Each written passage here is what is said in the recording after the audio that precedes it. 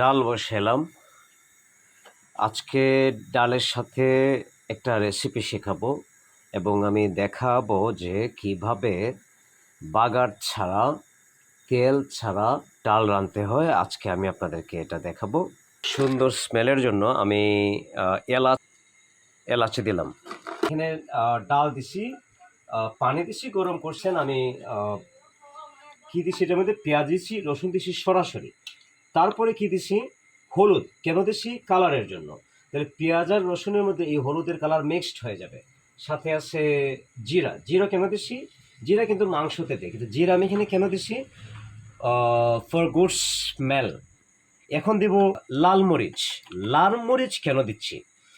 সুন্দর কালারের জন্য। আমি যেহেতু কাঁচা মরিচ ছাড়া খাই না, লাল মরিচ দিয়ে আপনি না খাইলেই ভালো। গুঁড়া মরিচ যেটাকে বলে, এটা দিয়ে না খাওয়াই ভালো। তো আপনি কাঁচা মরিচ দিয়ে খাওয়া ভালো। তবে লাল মরিচ আমি মাঝে মাঝে দেই, সেটা হচ্ছে কালারের জন্য আমি দিচ্ছি। অলরেডি আমি দিচ্ছি আধা চামচ। আপাতত এখানেই শেষ করলাম। হ্যাঁ, ঠিক আছে। Definitely that's very good to taste, but টমেটোর সমস্যা হচ্ছে আপনি একটু লম্বা সময় খাইতে পারবেন না।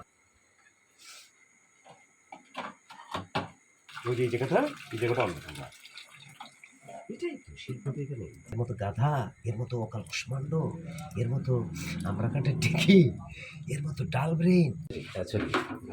যে টমেটো দিলে টক একদিন 2 দিন খাওয়া যায়, 1.5 দিন খাওয়া যায়, 2 দিনের দিন এটা নষ্ট হয়ে যায়। গাজর গাজর খালি খালি মজা, কাঁচা যেটা। সো গাজর দেওয়ার তেমন কোনো মানে হয় না। আমি নতুন আবিষ্কার করলাম, কুমড়া ভালো, এগুলো আপনারা জানেন। লাউ ভালো, পেঁপে ভালো যদি এখানে দেন, ঢেঁড়স ভালো। আমি সুপার ফুডদের মধ্যে ডালকে সুপার ফুড বলা হয়, যেটা আমি আগে জানতাম না। খাইলেন। আর ঢেঁড়স আপনারা জানেন মেডিসিনও খাইলেন। কাঁচামরিচ সম্পর্কে আপনারা জানেন যে কাঁচামরিচটা লাস্টে দেওয়া ভালো এই কারণে, কাঁচামরিচের একটা নিজস্ব স্মেল আছে। যদি আপনি এটা শুরুতে দিয়ে দেন তাহলে সিদ্ধ হয়ে স্মেলটা মানে বাষ্পায়িত হয়ে উড়ে যায়। তো সেই হিসেবে আপনি কাঁচামরিচটা আপনি লাস্টে দিবেন। এই যে লাস্টে দিলাম। আচ্ছা, এখন আমি একটু লবণ দিয়ে দিই। কীভাবে? লবণটা আপনি লাস্টে দিবেন এই কারণে, লবণ এত শক্তিশালী একটা উপাদান যে লবণ দিলে পরে যে কোনো সবজি, যে কোনো শক্ত সবজি দ্রুত সিদ্ধ হয়ে যায়, ভেঙে যায়। তো এই জন্য লবণটা লাস্টে দিবেন। এখানে রান্না হয়ে গেল। এখানে আমি রিপিট করি, তেল ছাড়া, বাগার ছাড়া ডাল এবং ডালের মাধ্যমে একটা রেসিপি। আমি শুরুতে পানি আর ডাল দিয়া গরমে দিছি। তারপরে আমি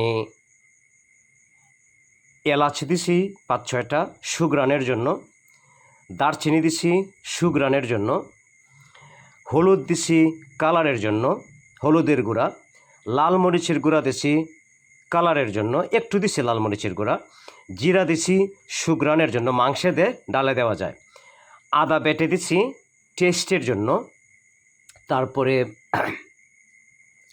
তারপরে কি করছি, এইভাবে এরপরে লবণ দিছি।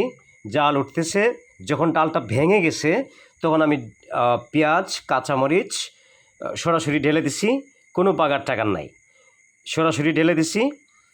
দেওয়ার পরে ওইটার মধ্যে লাল মরিচ, গুঁড়া মরিচ, হলুদের গুঁড়া এগুলো আছে, ওইতে রসুন আর আদা, রসুন আর পেঁয়াজ হয়ে গেছে, কালারফুল হয়ে গেছে। এখন লাস্টে ঢেঁড়স দিছি এবং কাঁচামরিচ দিছি। ঢেঁড়সটা বেশিক্ষণ সময় লাগে না, খুব দ্রুত সিদ্ধ হয়ে যায়। আর 100% সিদ্ধ করার দরকার নাই, আপনি 70% সিদ্ধ করেন। ঢেঁড়স এমনিতেই নরম একটা খাবার, এমনকি কাঁচা কাঁচা খাওয়া যায় এবং খুবই টেস্টি কাঁচা কাঁচা খাইতে।